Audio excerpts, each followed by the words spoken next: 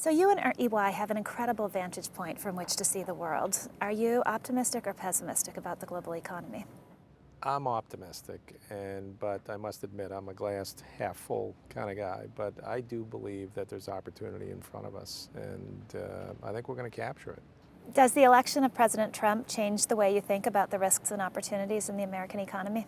I think the election of Trump does present both risk and opportunity. I think that we'll all have to watch what happens with President-elect Trump as compared to candidate Trump. And I'm going to be optimistic that we can get to some good answers. I think the business community needs to be engaged to make sure we do. What are you hearing from business leaders, optimism or pessimism? I think, early optimism, we saw, for example, the markets recede first and then come back. Why? I think there's going to be some business-friendly policy. I think tax reform will be tackled. I think that regulation may not be relaxed severely, but at least might be slowed in terms of how it's been slowing down businesses. And I think other issues, need to be closely watched, like what's going to happen with healthcare, with immigration, with trade. There are some risks that could evolve there, but I also think there's opportunity, and let's hope we get to the latter. So let's talk about a few of those specifics. When you say businesses need to engage, how does a business engage productively? Well, first, I think businesses have a responsibility to be engaged with their own employees, but also visible and business leaders. So take the area of diversity and inclusiveness. I think right now it's been a very divisive time in our country, divisive on race before the election, divisive language during the campaigns. People are concerned about that, and I can tell you at EY, are very focused on our commitment, making it even stronger, and then saying, you know what, we have a responsibility as a business to be outspoken about that. Another specific you mentioned, infrastructure spending. How do you see private equity in particular working productively with the government on infrastructure? Well, I think infrastructure is one of those topics that can bring people together. I think both Republicans and Democrats can support more infrastructure spend. We need it. We need the investment. It can bring jobs. And so I think there will be advances there. And I think both the public sector and the private sector can work together on that.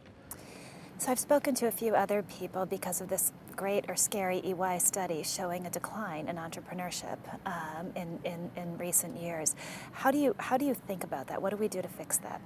I see it tied in, Bethany, to millennials. I think, for example, millennials want to take ownership of business, take ownership of their careers, yet they have constraints. We need to be out there banging the drum for the importance of entrepreneurship, and we are. It creates jobs, more jobs than the industry giants. We need to enable people to move in that direction, and we're going to put out a study this week about the importance of entrepreneurship. Are there specific policies out of Washington that you think could help entrepreneurship, or is it something that happens irregardless of Washington? I think there are policies. I think, again, regulation can be a challenge, red tape, how do you get started, smaller businesses. I think tax reform, again, we have an uncompetitive tax rate in the United States. Entrepreneurs are trying to be competitive globally. I think immigration policy, I think we need to attract the very best, no matter who they are or where they came from. So those, for example, are important, not just for big business, but also for entrepreneurs. So in your 3 decades plus at EY, you've seen the organization almost triple in size. How do you keep the culture intact given growth like that?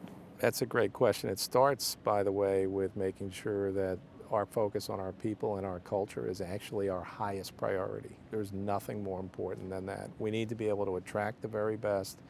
Very best people need to be able to feel like they can really have a career here and be in an environment that they can succeed in. So we keep working at it every single day, and diversity and inclusiveness is certainly a big part of it. And what's the most important lesson about leadership you've learned in your 3 decades evolving as a leader? I think you have to keep learning. You don't always have the answers, and maybe that'll be a message for our president-elect as well. I think we need to listen, we need to learn, we need to absorb. Lots of people have good ideas, and be inclusive and listen to those ideas. That's been lesson one for me. I think that's a fantastic lesson for us all. Thank you so much. Thanks, Bethany.